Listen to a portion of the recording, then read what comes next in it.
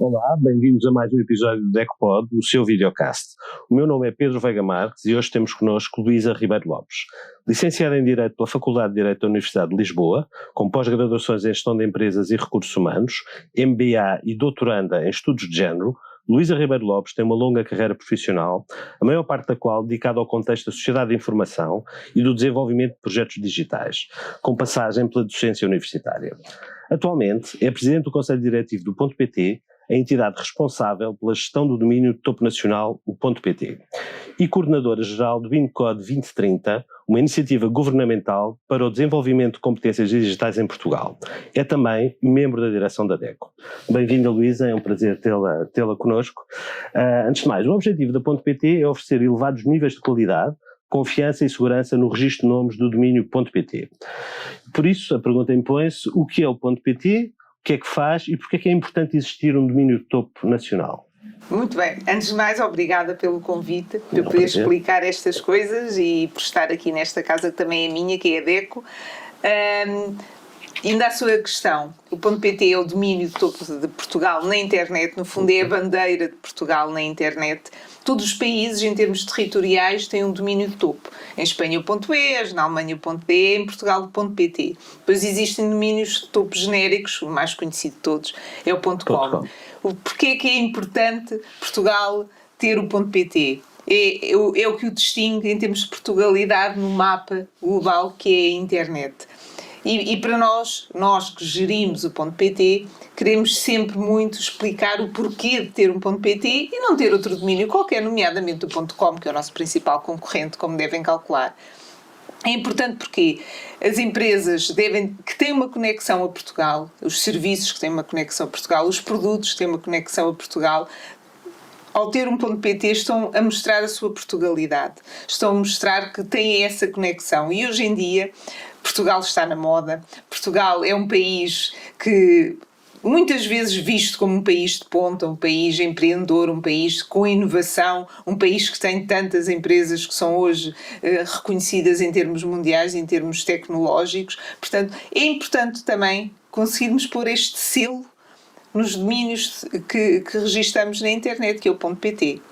Já agora, e aproveitando que estou a falar de algo que para mim também é muito caro, que é o .pt, para além de tudo isto, e que é a imagem de Portugal na internet, o .pt é um domínio de confiança, é um domínio de segurança. É mais fácil ter um domínio com segurança e confiança registando em .pt do que registando noutro domínio mais genérico, em que essa confiança e essa responsabilidade não é tão grande.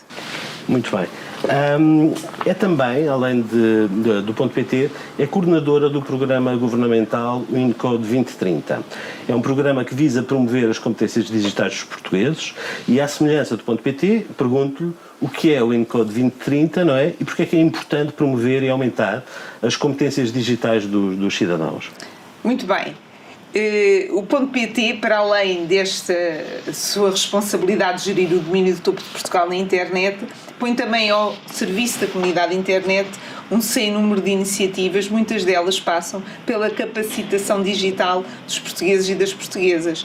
À boleia disso, e talvez por isso também, eu fui convidada para coordenar um programa do Governo, que é o WINCODE 2030, que, como o nome indica, é uma iniciativa nacional para o desenvolvimento de competências digitais com um horizonte até 2030. E basicamente porque é que surge esta iniciativa? Nós hoje vivemos num mundo em que a transformação digital se impôs, já não é possível viver sem digital, mas o digital tem que estar ao serviço das pessoas. Não faz sentido haver digital sem pessoas. E as pessoas têm que estar com habilidade e competências necessárias para poder enfrentar este mundo que é tão diferente e que eu costumo dizer muitas vezes até um bocadinho estranho, porque a maior parte de nós não nasceu no mundo digital e temos que fazer esta transformação também nós próprios. Como é que essa transformação é feita? Através de competências que temos que adquirir. E por isso é tão importante, e o Governo percebeu, que era importante dotar os portugueses e as portuguesas, independentemente da sua idade, da sua escolaridade, o sítio onde vivem, o seu género, dessas competências para poderem utilizar a panóplia de serviços que hoje estão ao dispor, quer em termos públicos, quer em termos privados. É impossível hoje vivermos sem estas competências e por isso foi preciso fazer este programa para acelerar, no fundo, o desenvolvimento das competências digitais. E nesse sentido, quais são as principais barreiras à inclusão digital que ainda existem em Portugal e que estratégias é que estão a ser implementadas, neste caso pelo Code 2030, pela .pt, etc., para superá-las, não é? Quais são as principais e como é que se supera? Muito bem. Nós estamos neste momento também a celebrar os 50 anos da DECO, mas também os 50 anos de 25 de Abril. É verdade. E eu gosto sempre de referir isto. Nós no 25 de Abril tínhamos quase 30% de analfabetos. Fizemos um progresso espetacular em termos educacionais, em termos de competências. Competências essas que não eram necessariamente digitais. Aquilo que nós queremos fazer e temos que fazer neste momento é ir acompanhando este desenvolvimento das competências dos portugueses e das portuguesas, independentemente do seu lugar de origem, para quê? Para lhes dar também competências digitais. É impossível ter competências digitais sem ter as outras. E esse trabalho já está a ser feito. Nós falamos muito hoje, temos a geração mais qualificada de sempre. Nunca como hoje nós tivemos tantos jovens, entre os 18 e os 25 anos, a frequentar o ensino superior. São mais de 50% dos jovens entre os 18 e os 25 anos que frequentam o ensino superior. Agora, o que é que nós temos que fazer? Não deixar ficar ninguém para trás. Aquelas pessoas que não tiveram essa capacidade poderem hoje adquirir competências digitais. Como é que isso se faz? Pergunta-me. A ideia é interessante, mas como é que isso se faz? Com vários programas. Começando pela escola, em que aqueles que são hoje nativos digitais podem adquirir competências digitais mais avançadas, nomeadamente na área da cibersegurança, da literacia digital, depois pegando naqueles que são excluídos do digital, ou em razão da idade, em razão das suas próprias habilitações, em razão da sua capacidade económica, em razão do género, e eu quando falo do género digo isto várias vezes, não só porque sou mulher, mas porque sei que a exclusão digital é muito mais nas mulheres do que nos homens, que os mais velhos são mais excluídos do que os mais novos, que os que vivem nas regiões do interior são mais excluídos do que quem vive nas grandes cidades. Aqueles que não têm capacidade económica são mais excluídos do digital. Então temos que olhar para este grupo e dar-lhes as primeiras competências digitais para eles poderem não duplicar a sua própria exclusão social. E depois olhar, e que isto é muito importante, porque é aquilo que nós temos que fazer um investimento grande, olhar para o ensino superior, olhar para aquilo que se faz nas instituições de ensino superior, quer sejam politécnicos, quer sejam universidades, e ter mais pessoas formadas nas áreas do digital. O nosso mercado de trabalho está a precisar muito de pessoas na área do digital e nós temos que fazer este processo de acelerar o número de diplomados, sejam eles licenciados, mestrados e doutorados, nas áreas TIC.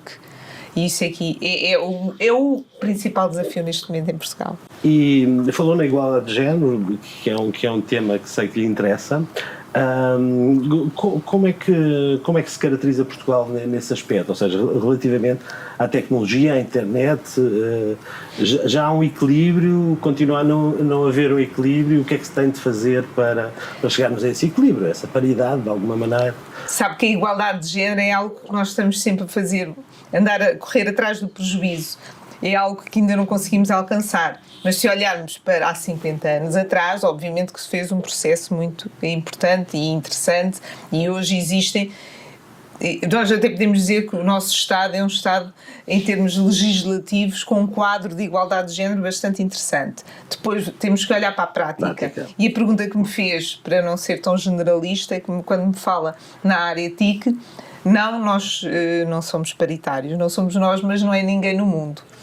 É uma questão área, global. É uma área tipicamente masculinizada, a área do digital, a área da engenharia, as áreas tecnológicas são áreas muito masculinizadas. E isto foi algo que já se percebeu que é um problema em termos globais. E há trabalho a ser feito, quer nos Estados Unidos, quer na Europa, a ser feito para tentar que esta situação se reverta. Porquê? Porque nós cada vez precisamos mais profissionais nestas áreas. E não só por causa disso, eu não tenho os números, mas presumo que há mais mulheres, provavelmente, na academia neste momento, nesse tipo de áreas, do que homens, não é? E depois, na prática, isso não acontece, ou seja, não se vê mulheres em lugares de topo ligadas a essas áreas. E será que ainda temos de esperar muito mais, ou o movimento já é de alguma aceleração e, portanto, é imparável e é uma questão de tempo até haver um equilíbrio? Eu gostava de lhe dizer que sim, mas não é verdade que isso aconteça, até porque se nós olharmos para 20 anos atrás, nós temos uma percentagem de mulheres a estudar nas engenharias tecnológicas igual ao que existe hoje, que, lamento dizer-lhe, mas anda à volta dos 16%, as mulheres que optam por engenharia informática, engenharia eletrotécnica, um bocadinho melhor neste momento em que existem já licenciaturas na área da inteligência artificial, na área da ciência dos dados, em que aí o equilíbrio tende a ser mais alcançável, mas ainda não é. Portanto, os números não nos dizem isso. Os números o que dizem é que na própria academia quem opta por estas áreas tecnológicas são mais os homens do que as mulheres. Isto depois reverte-se no mercado de trabalho. E aquilo que acontece em termos percentuais na Europa, nós temos cerca de 19% de mulheres no mercado de trabalho TIC. Portugal está ligeiramente acima, aliás, foi um indicador que foi alcançado este ano. Nós temos 20,5% de mulheres nas áreas TIC, mas ainda assim são 20,5%. E se olharmos para os cargos de liderança na área tecnológica, são 16% de mulheres. E se olharmos para a diferença salarial nas áreas tecnológicas entre homens e mulheres, temos 19% de diferença em termos de igualdade salarial. E isso é preocupante. E daí que nós precisemos tanto de falar, e eu sei que falo muito sobre esse assunto, é algo que me interessa, é algo que eu estou neste momento a concluir o meu doutoramento sobre esse assunto precisamente, porque nós temos que acelerar esta diferença, não só porque o mercado de trabalho necessita de mulheres, necessita de profissionais e não pode desperdiçar metade da população, mas basicamente por uma questão de igualdade, porque são profissões bem remuneradas, são profissões qualificadas, são profissões bem vistas também, são profissões que não fazem sentido que as mulheres não possam aceder a elas, portanto há este trabalho. Por último, ainda relativamente à igualdade de género, que eu gostava de deixar ficar aqui, porque é importante também, é que nós temos que ter diversidade quando estamos a falar de pessoas que estão a programar aquilo que nós utilizamos.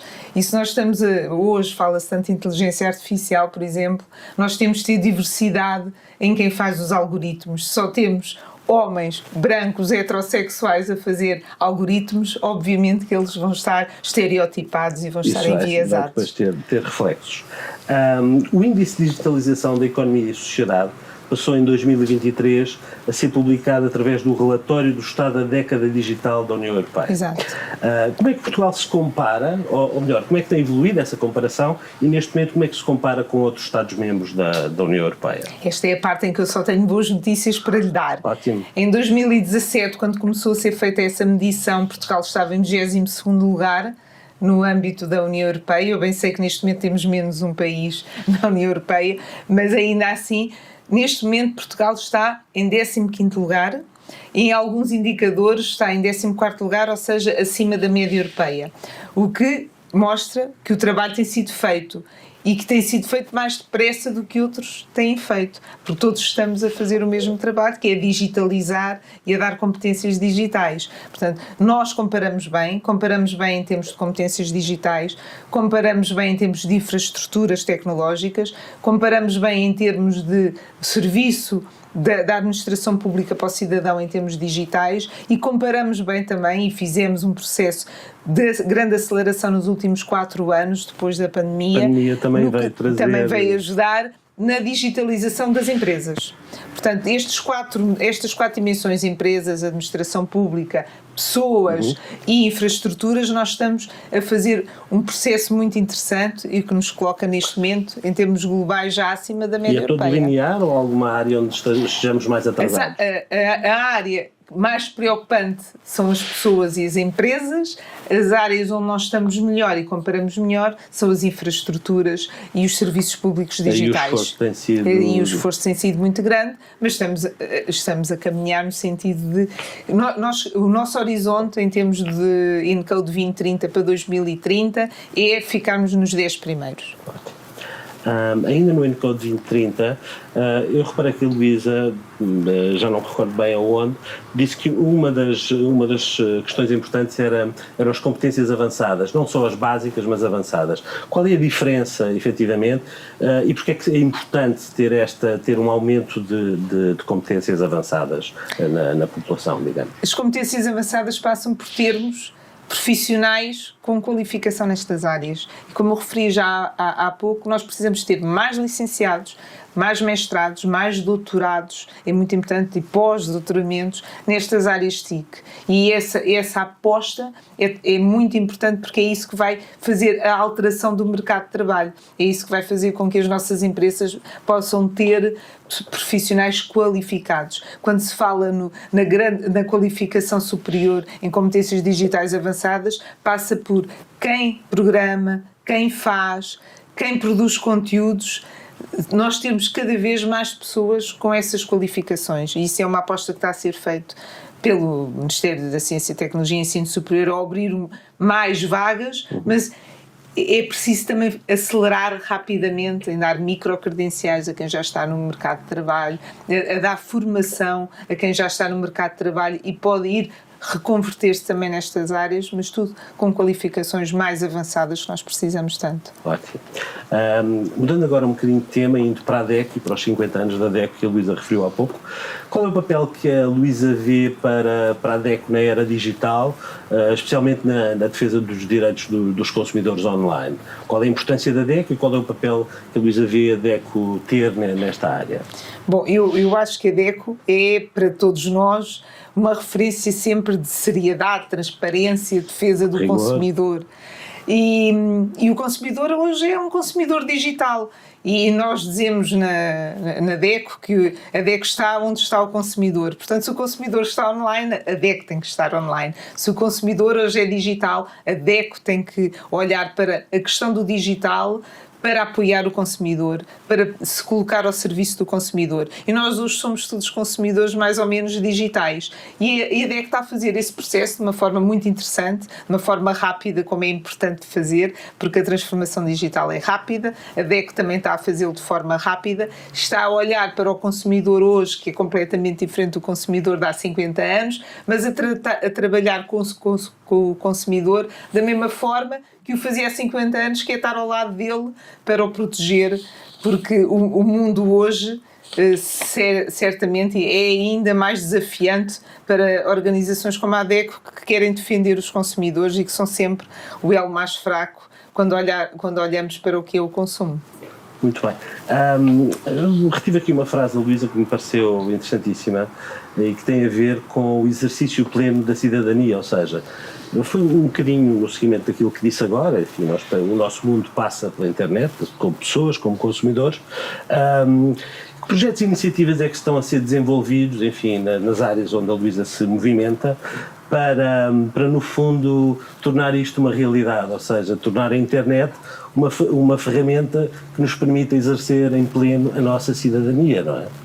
Em primeiro lugar, nós devemos querer todos exercer plenamente a nossa cidadania. Aliás, nós vivemos momentos muito estranhos em termos mundiais, muito estranhos em termos geopolíticos, e que é muito importante nós olharmos para o mundo em termos globais e queremos exercer, cada um de nós, a nossa cidadania. E hoje exercer a cidadania não é só fazermos parte da nossa comunidade local, não é só ir colocar o nosso voto no dia do voto, é também podermos ter uma voz ativa, participarmos. E para participarmos hoje nós temos que o fazer de forma digital. E quando eu digo que adquirir competências digitais é permitir que exerçamos de forma plena a nossa cidadania, passa por isso. Porque nós hoje não o conseguimos fazer se não tivermos essas competências digitais. Mas é muito importante termos a consciência de que nós somos cidadãos plenos e devemos, e é a nossa obrigação hoje, num mundo que é muito mais estranho, nós exercemos essa cidadania em toda a sua componente e também, obviamente, e já que estamos na casa da DECO, como consumidores. Como consumidores. E como consumidora, já agora, não é? Como é que se descreveria? Ou seja, qual é o perfil da Luísa enquanto consumidora? Não só no geral, mas também consumidora de tecnologias e serviços digitais. É exigente, é mais flexível, só reclama quando o problema é demasiado grave? No fundo, qual é a sua atitude? Eu tenho aqui duas atitudes, não sei se são conciliáveis. Uma delas tem a ver com o facto de normalmente procuro informar-me relativamente a tudo, não só quando consumo, mas também quando faço o meu exercício diário de ser consumidora, procuro me informar para fazer as melhores escolhas. Portanto, essa parte é uma parte importante e que nós na DECO queremos tanto que o consumidor seja assim.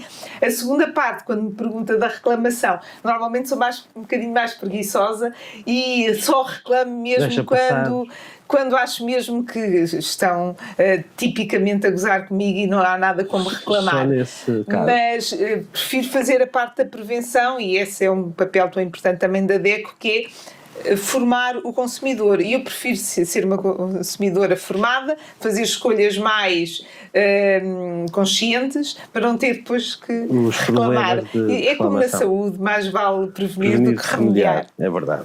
Finalmente, Luísa, e considerando o rápido avanço tecnológico e a evolução constante do cenário digital, como é que vê o futuro da governança da internet em Portugal e também na União Europeia? Eu penso que a governança da internet é uma coisa global.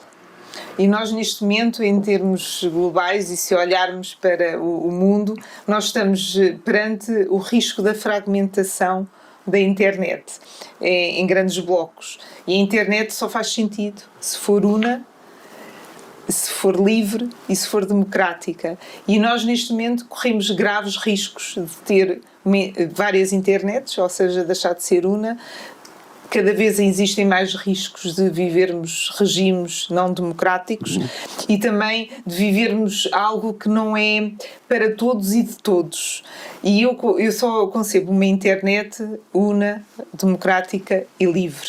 Portanto, nós, enquanto cidadãos portugueses e cidadãs portuguesas e enquanto a União Europeia temos um papel importante porque na realidade, em termos europeus, ainda somos todos regimes democráticos e livres e podemos dizer e ter um papel ativo em tentar evitar que isso aconteça em termos globais. Eu de qualquer forma, não sou a pessoa mais otimista relativamente à existência para sempre de uma internet una, livre e democrática, mas tudo farei, pelo menos da minha parte, para que isso aconteça. Haverá sempre a tentação de alguém controlar e dirigir. Nós sabemos que a tentação é grande, mas temos que resistir a que isso aconteça. Muito obrigado, Luísa, por ter conversado connosco, foi um prazer. Obrigada, Pedro.